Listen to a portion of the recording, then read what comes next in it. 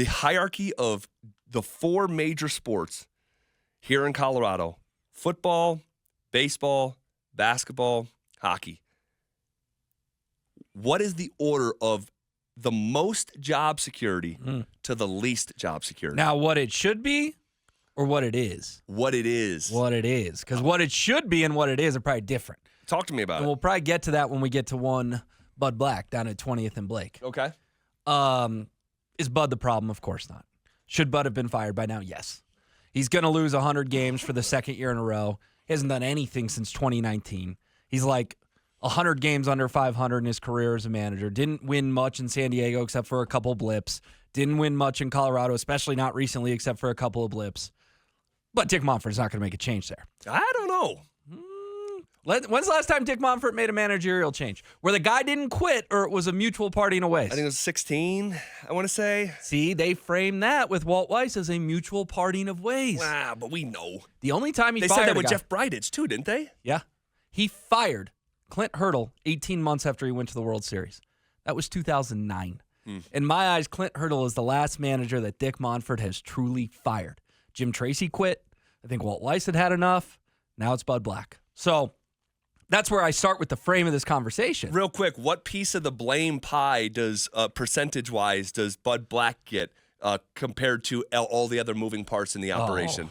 10%? Okay, It's okay, a low number. Okay, but you still think that 10% is worth just getting rid of this guy? I do, because I think his message is growing stale, and I mean, they've showed no signs of progress. Right. None. Right. They may lose more this year than they lost last year. Yeah. Yeah. I just think I think of Bud Black as like say he's a house builder, and it's like, okay, hey, we need this house done by Friday. Problem is, here's the thing, you don't have a hammer, so you need something else to use as a hammer, and you're gonna find something else to use in place of a saw. Due date is still the same. We expect this puppy resurrected by Friday. Well, he still has a screwdriver. He can still probably do something. Yeah. That's why I only gave him 10%, though. I'm not screaming from the mountaintops. Yeah. But let's start here. The most secure job in Denver is Sean Payton. Yes, so we can agree right there. The second most secure job in Denver, although it shouldn't be, is Bud Black. Now, this is where it gets weird, because people are going to say, wait a second. Bednar won a Stanley Cup 2 years ago. Malone won an NBA championship last year. When your expectation is winning, changes can be made quicker. Josh Kroenke fired George Karl after he was the NBA Coach of the Year. George will still let you know about it on Twitter to this day. No doubt. Malone is third. He'll probably get at least another year, I would think, unless something goes horribly wrong. Another year in addition to this coming one? Correct. Okay. And fourth is Bednar. And I hate to say that because I love Jared Bednar. He's a great guy. He's always been great to me. But I firmly believe if they don't get out of round 2 this year, Jared Bednar will get axed. And remember, hockey coaches get axed all the time. It's probably the quickest rate in pro of the 4 major pro sports. He's had Nichushkin built in the last 2 years, and that parade is still fresh in our eyes. But Landy, the captain. I mean, that's a lot of money that is not at the organization's disposal to give him, if we're to use that same analogy, a new saw, a new hammer. I would agree, but I just think it's a window thing with McKinnon, Makar, and Rantanen. Yeah. And I think Josh and Joe and maybe even Stan are sitting up there thinking, we got to get another one with this core. I'm not saying these are fair because you asked me what it should be or what it is. I want to deal with reality. What it is, Sean Payton's not getting fired. I don't think Bud Black's getting fired. Find it hard to believe Michael Malone would get fired after this season. And then Jared Bednar, unfortunately, I think sits on the hottest seat in Denver of those 4. How about yourself? Man, okay, so we're gonna have some healthy disagreement here. I think we agree with the top of the list. I think the coach in Denver sports with the best job security, and I don't know if it's particularly close, it's Sean Payton by a country mile. He's going into just year 2.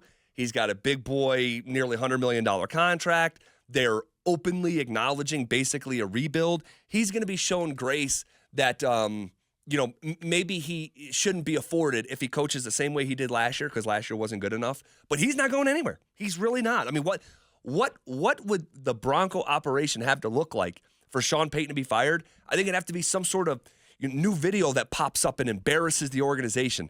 I think they could win 2 or 3 games and he would still come back. Yeah, it would have to be scandal related, not football related. Yeah. Okay. So his seat is freezing cold. We at least agree there. Yes, we do. The next coach that I think has the most security is actually Bednar. And I agree with basically everything you said with the hockey climate in the NHL. Man, they turn and burn quick. They really do. And that's just the kind of the culture for whatever reason in pro hockey here in America at the NHL level.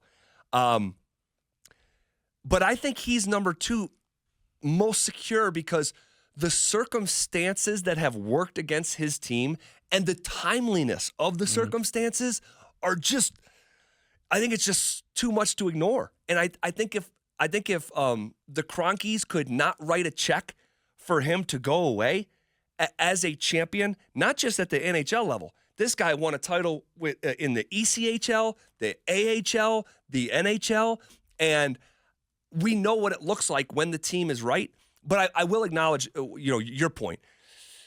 Not getting out of the second round for 4 of the last 5 years is, that's simply not good enough. But the Val stuff is so unique.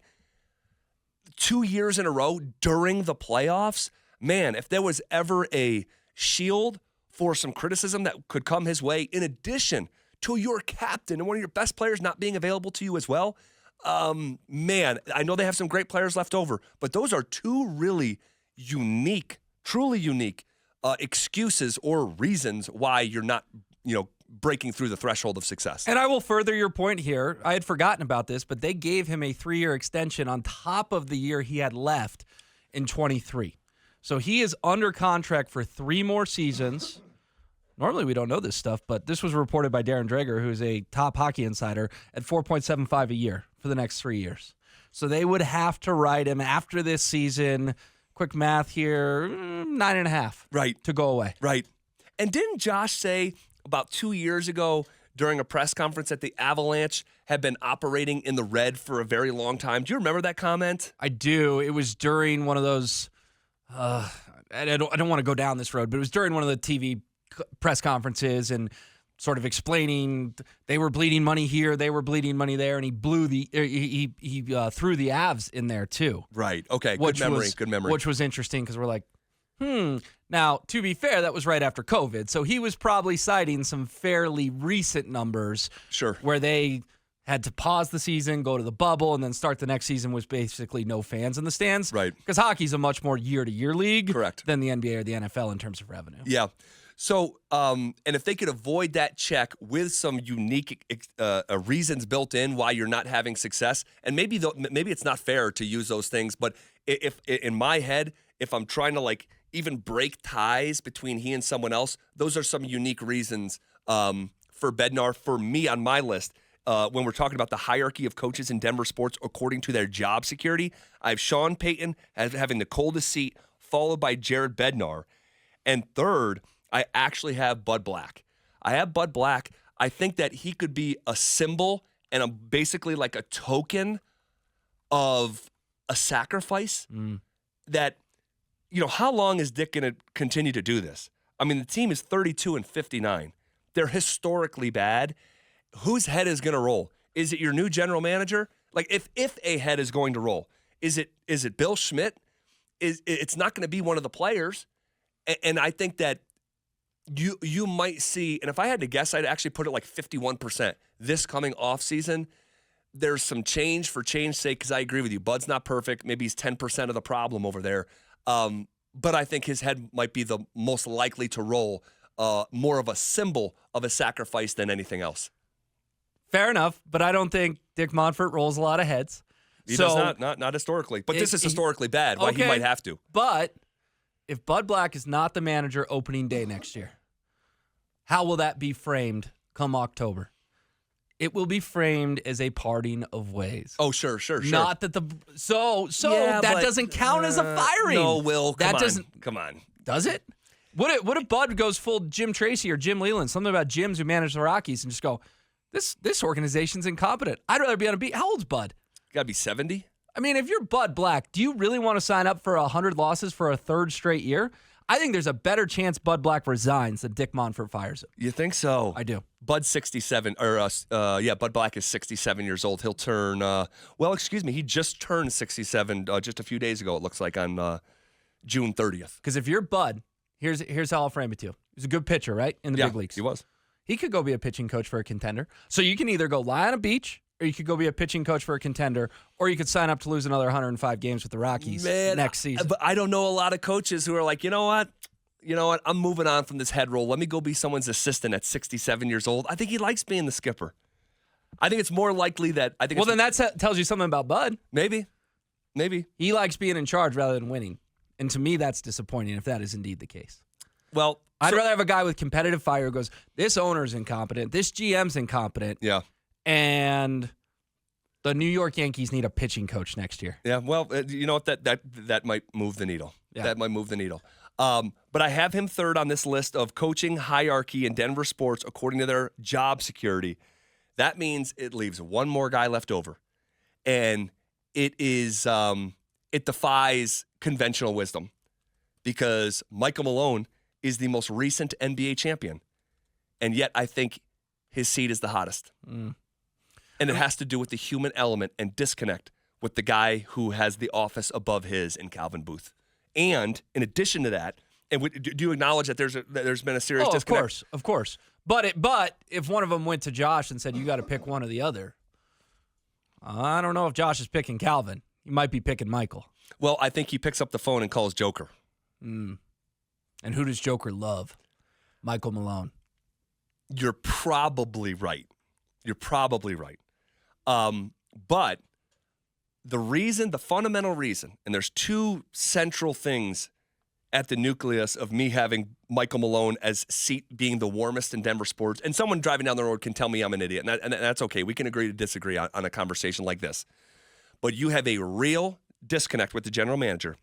The general manager has not corrected course to bend more to you. He's actually just went even younger. And if that is at play, in addition to, and I have really banged the drum on this these past 3 weeks, recent NBA history. Toronto Raptors win the title in 2019. You would think it'd be Nick Nurse was being called like maybe the best coach in the world for what he did with that Raptors team.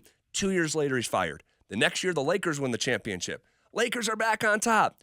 Frank Vogel's dismissed 2 years later. Milwaukee wins the next championship. Can't believe the Milwaukee Bucks, man, a small market team. They won a championship. Bud Budenholzer, the toast of town. 2 years later, fired. It's not the year after. It's the second year recently here. And Michael Malone is in the crosshairs of that timeline. If they do not go to the NBA Finals, if they have and dare I say, another second round exit, I don't know if Malone is back. Interesting. It is crazy, though, that number 4 on our list, a.k.a. the hottest seat, are the two coaches who won championships the last 3 years. On your list. And on yours. I'm saying number 4 for both of us. My 4 is Bednar. Oh, yes. Your 4 is Malone. Yes. Where conventional wisdom, right? If we had an owner that was paying attention at 20th and Blake, Bud Black would be 4 on both our lists. No brainer whatsoever. Yeah. Really interesting, isn't it? We have differing lists, but some patterns. Yeah. And especially with Sean Payton being one Yes. on both of it. Sean Payton's not getting fired. And anyone who, if the Broncos are 2-7, says, "Oh, fire Sean Payton," you're just screaming at the clouds. It's not going to happen.